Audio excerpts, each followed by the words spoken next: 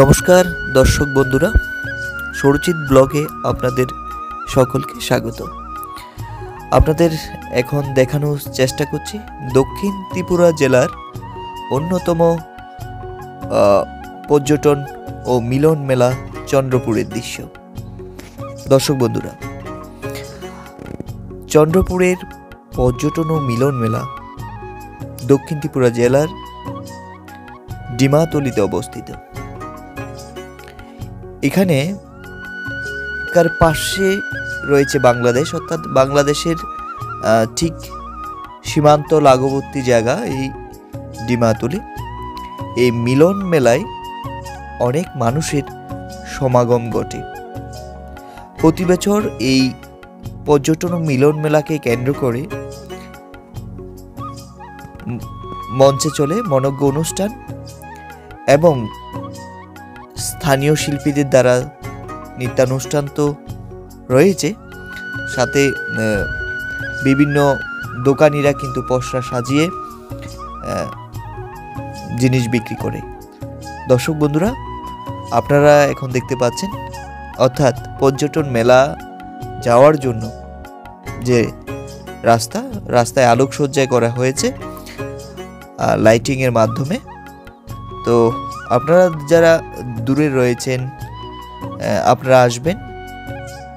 দর্শক বন্ধুরা, মেলা শুরু হয়েছে 10 ডিসেম্বর থেকে, আজ 11 ডিসেম্বর, অর্থাৎ আগামীকাল 12 ডিসেম্বর চন্দ্রপুর পর্যটন ও মিলন মেলার সমাপ্তি অনুষ্ঠান।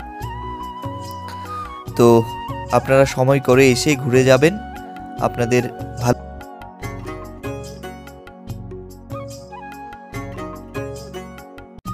দর্শক বন্ধুরা, আমি মূল প্রবেশ পথ থেকে ইতিমধ্যে চলে এসেছি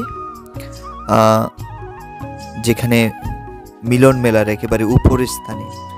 তো আমার চারিপাশে আপনারা দেখতে পাচ্ছেন দোকানিরা পসরা সাজিয়ে বসে আছেন, ক্রেতাদের আনাগোনা চলছে, অর্থাৎ ধীরে ধীরে মানুষজন আছেন এবং মেলার যে আনন্দ, সংহতি মেলা যেটা প্রতি বছরের ঘটা করে এই উৎসব উদযাপিত হয়।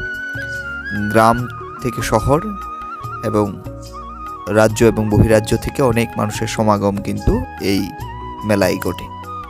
তো সকলের সঙ্গে মিলেমিশে এই যে মেলার যে আনন্দ, সেই আনন্দ উপভোগ করার জন্য আপনাকে কিন্তু অবশ্যই আসতে হবে দক্ষিণ ত্রিপুরার এই সংহতি মেলায় চন্দ্রপুর।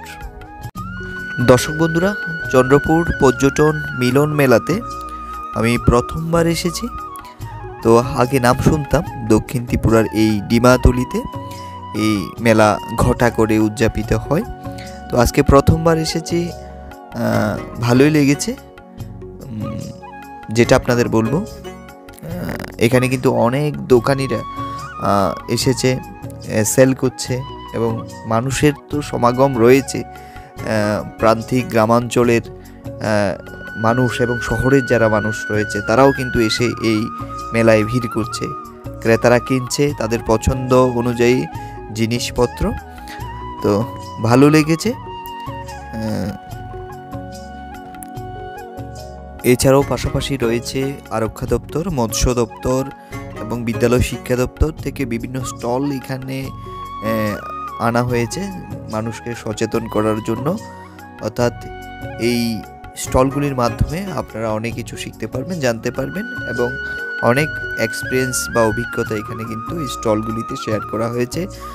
আপনারা আসলেই অবশ্যই সরাসরি স্টলগুলি ভিজিট করে আপনারা অনেক দৃশ্য কিন্তু দেখতে পাবেন।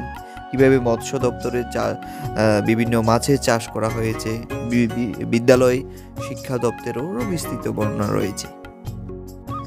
এবার মূল অনুষ্ঠান, এখানে সাংস্কৃতিক ভালা গান চলছে। এই ভালা গানের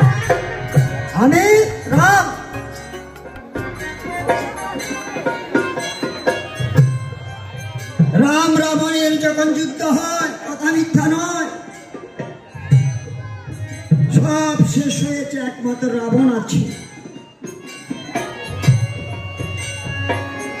বলা আমার ভালো, এই রাবণের শোনে আমার যখন যুদ্ধ আরম্ভ হলো কিছুতেই রাবণের সাথে আমি পেরে ওঠার ক্ষমতা পাই না। কেন?